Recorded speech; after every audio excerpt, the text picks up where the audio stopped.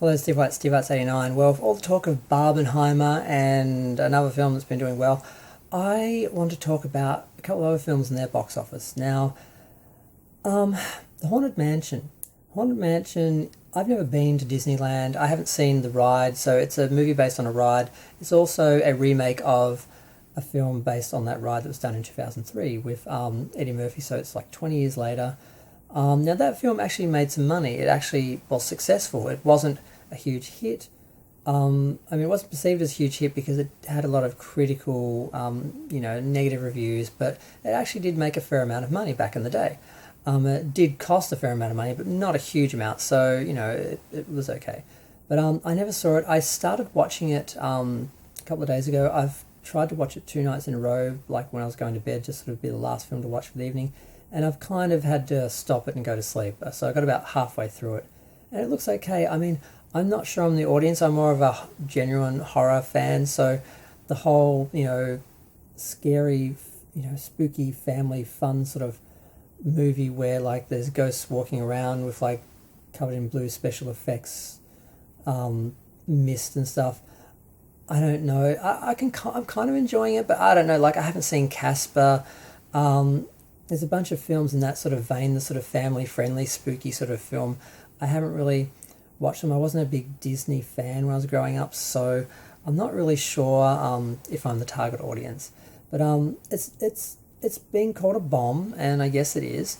It's made about 44 million, and that's worldwide. So about 10 million domestic. Sorry, 35 million domestic and 10 million international. So it's not doing very well. I think the first film I should have got the numbers, but this is not a review for that.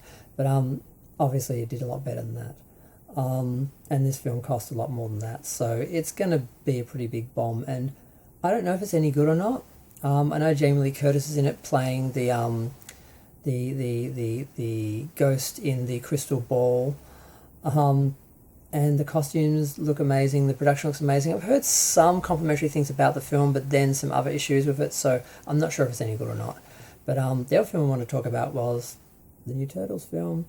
I was a Turtles fan back in the day. I had all the toys from the original Playmates line, which I got in the 90s.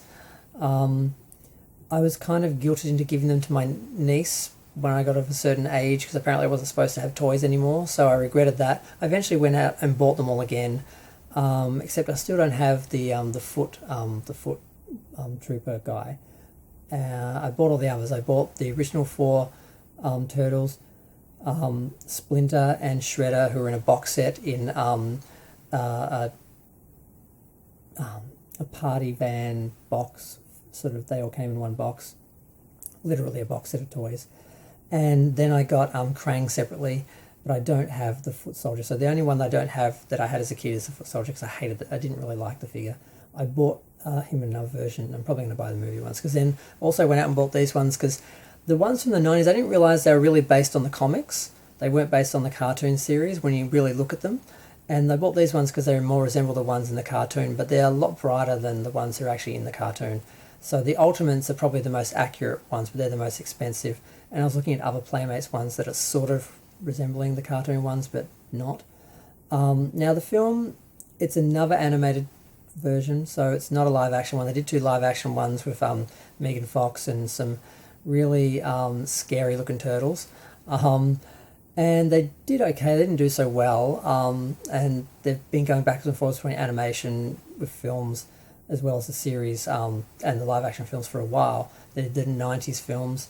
Now I bought the 90s Turtles from NECA. They look amazing, and I bought Shredder as well, and I'm probably going to get, there's a 2-pack of foot soldiers or a single foot soldier. I think I'm going to get one of them as well, but I haven't got them yet. So I've been having fun recollecting the Turtles and that. And the new film, again, it's animated, and the style looks really nice. They've tried to make it look like, it's just been drawn, like someone just drew it. They encourage them to sort of make mistakes and things and to give it that sort of look. And it's got a style about it. It looks fun. Some people are criticising it, saying they made Splinter gay or something, but apparently they didn't. I don't know exactly what is happening there. But we know the haters love to jump on something and hate, so it's probably not what they're saying it is. But the film has done okay. It made about, so far, the weekend isn't over yet, it made about 24 million, so about 10 million on the Wednesday, because it opened on a Wednesday. Thursday it made 5 million, and Friday it made 10 million. So I'm guessing it'll make probably make maybe 50, 60 million for the weekend. That's doing okay, but I don't know how it's going to go. I don't know where they go with Turtles. Do they keep it as a kids cartoon? Do they do a serious cartoon or a serious movie based on the original comic, which was like a parody of, I think, Daredevil and that, but then they sort of really, really made it kiddie, and some people hate that version of it, but most people grew up with that, so they think that's who the Turtles are.